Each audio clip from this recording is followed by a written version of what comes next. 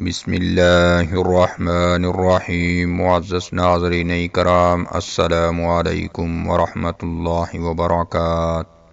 تم اور میں کبھی بیوی اور شوہر تھے، پھر تم ماں بن گئی اور میں باپ بن کے رہ گیا۔ تم نے گھر کا نظام سنبھالا اور میں نے ذریعہ معاش کا، اور پھر تم گھر سنبھالنے والی ماں بن گئی اور میں کمانے والا باپ بن کر رہ گیا۔ بچوں کو چوٹ لگی تو تم نے گلے لگایا اور میں نے سمجھایا۔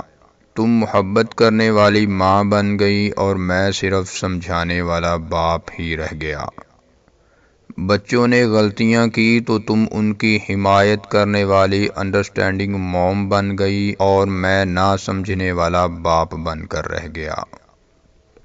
بابا ناراض ہوں گے یہ کہہ کر تم اپنے بچوں کی بیسٹ فرینڈ بن گئی اور میں غصہ کرنے والا باپ بن کے رہ گیا۔ تم سارا دن بچوں سے راز و نیاز کرتے ہوئے اپنا مستقبل محفوظ بناتے ہوئے بچوں کے ذہنوں میں گھر کرتی چلی گئی اور میں فقط گھر کا مستقبل بنانے کے لیے اپنا آج برباد کرتا چلا گیا۔ تمہارے آنسوؤں میں ماں کا پیار نظر آنے لگا اور میں بچوں کی آنکھوں میں فقط بے رحم باپ بن کے رہ گیا۔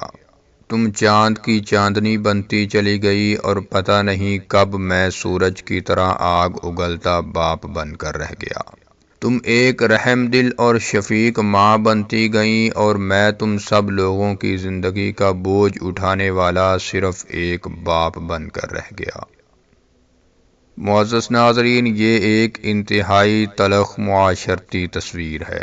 بہت کم ایسی مائیں ملیں گی جو اپنے بچوں کے سامنے ان کے باپ کا مقام بلند کر کے رکھتی ہیں، جو بچوں کو یہ بتاتی ہیں کہ کیسے ان کا باپ اپنے آگے کا نوالا اپنے بچوں کو کھلا کر خود بھوکا رہ جاتا ہے۔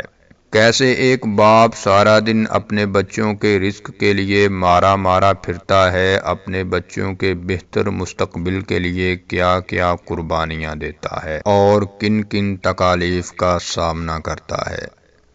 کس طرح ان کو ان کے پیروں پر کھڑا کرنے کے لیے اپنے آپ کو برباد کر لیتا ہے، خود کو ختم کر لیتا ہے، تب کہیں جا کر اولاد کسی قابل بنتی ہے۔